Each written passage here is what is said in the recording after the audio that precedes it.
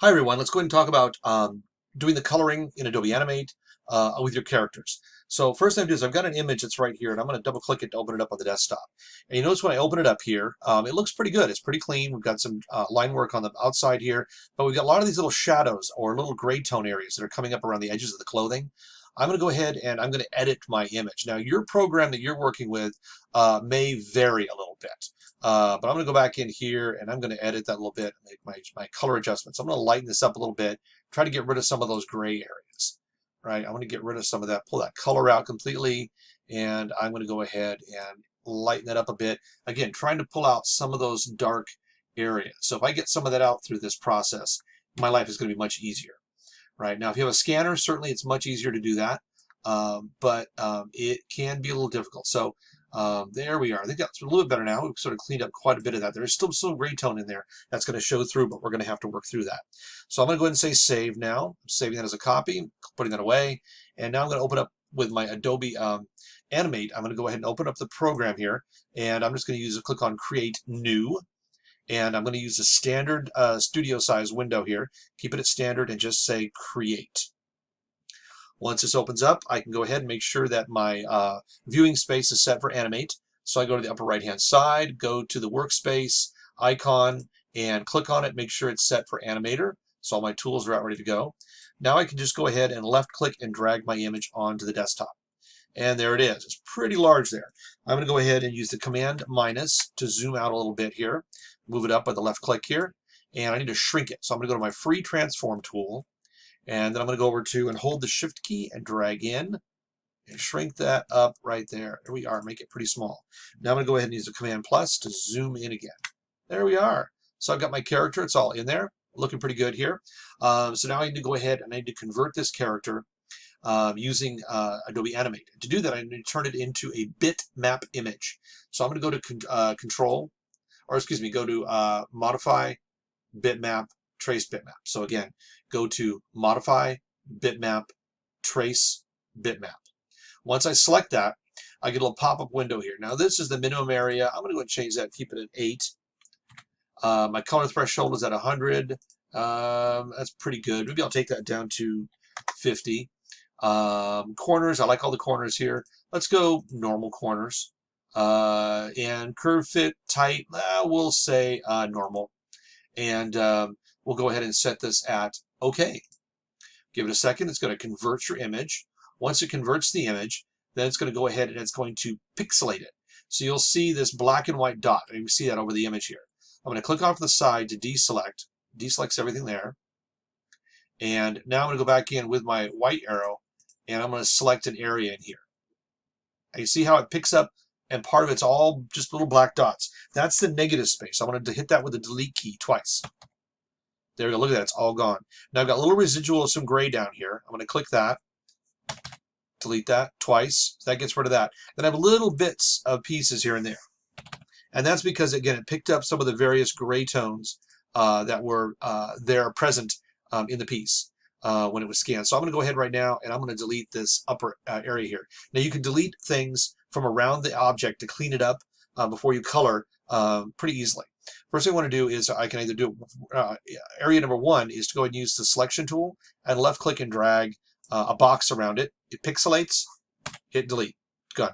Now the second way to do it is you can use the lasso tool. So in other words, if I have an area that's really tight in between spaces and a rectangle just won't work into those little tiny curved areas, I can go ahead and left click and drag my lasso tool, but make sure at the end here, like I've got, you want to overlap the line. So I've got that overlapped. Now I can go ahead and hit the delete key, and that's taking care of that. Now the other way that I can go ahead and I can get rid of things is to use the eraser tool.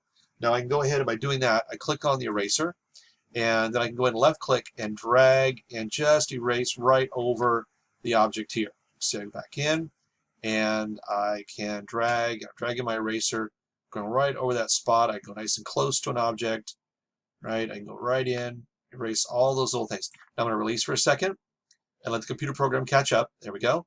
And then I can go ahead and release it here, and I can drag over it.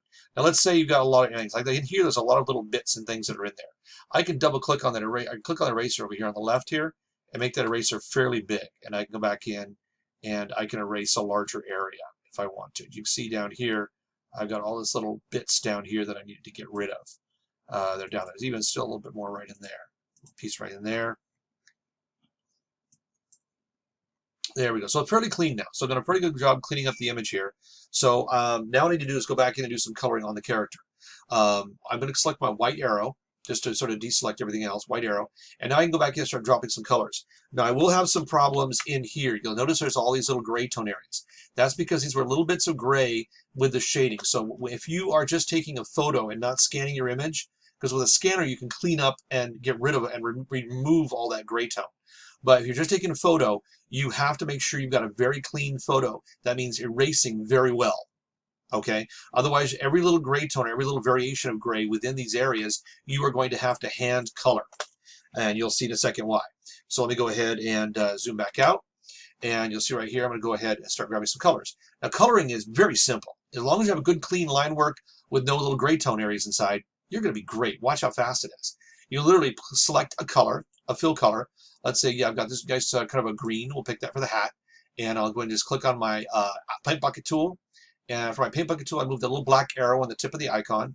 Just one left click inside there, and it fills in that space right there. And you can see how it's done that. But as it's done it, it's added all these little white areas that are in there. And that's because all those little variations of gray. Now I can go back in there and start clicking on those. I can zoom in, start doing it. It takes a while. It's a bit of effort. But again, if you have a clean drawing, it's not a problem. So let me go ahead and add another color. Let's say orange or something. Maybe a golden color for the hair. Let's something like this, yeah, for the hair. And my paint bucket, and drop that in one click. Boom, fills it right in. Let's go ahead and grab a blue for the jean coat, right? Maybe let's go ahead and maybe it'll be too blue. Yeah, it's too blue. Let's go back up to here and make it kind of a lighter blue. There we go. And we'll drop that in. But as I do so, you'll notice that color, it's more of a lavender now, but that's okay. It fills in that coat, right? As it fills it in, it's got little broken areas. And again, these are all the little tiny areas, as I mentioned, that were not cleaned up, right? So as the artist, when the original sort of scanning, when you originally took the photograph, you really have to go back in there and color and get rid of all that stuff that's in there, okay?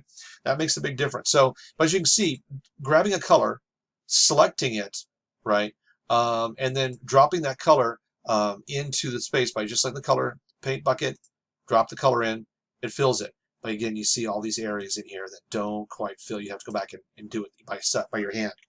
Now, it's an easy way to do this than doing that coloring, but again, clean drawing.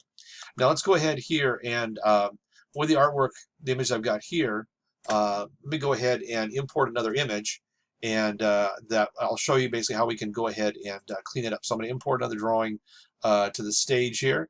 Let's see, I've got, oh, here about the foot of Godzilla. I've got a good Godzilla foot here. Let's go and bring Godzilla's foot in. And I've got this in here, and I'm going to move this over here, my white arrow, and I'm going to go ahead and just bring this down, go to shift, bring that down, and I'm going to bring that over and just show you the difference. So I'll go ahead and come in and plus, and zoom in. Now I've got my image here, and my arrow, I'm going to select it, and I'm going to say modify and bitmap, trace bitmap, and I'm going to go ahead and leave the settings here at 58, that's fine. Say OK. Now I've got this. Notice it's all pixelated like before. I'm going to click off to the side once. Then I'm going to select just the area around the foot. So that pixel everything, and then delete. It's all gone. Now if I go back in here and I grab, say, a nice green here for my Godzilla foot here, grab my paint bucket and drop that one click in there. See how it cleaned it? Perfectly. There are no little areas left over. It just filled it perfect solid the first time. That's because that's the difference between a clean line drawing with your pencil all erased when you're taking a photograph versus the one on the right where it's a little messy. The character is awesome, by the way, on the right. I love this character, but again, the cleanup work needs to be done a little bit better, and the prep before you go into coloring. So again, with this, I can just go ahead and go on in with the yellow toes, and 1, 2, 3.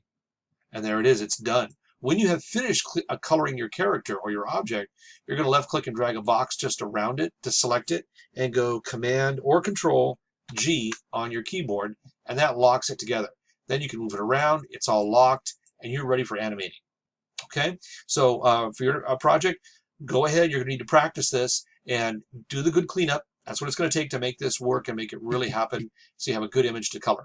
Okay, if you have another program that you like to use to color your characters in, perfectly fine. You're welcome to use that. If you're using Procreate or Paint Tool Sci or whatever other program you're using, Outfire, Alpaca, whatever it is, perfectly fine. You're welcome to color in those programs. But if you don't have one of those other programs, Adobe Animate will get you there. But again, you've got to have good clean line work and erase all of your background imagery if you don't have a scanner.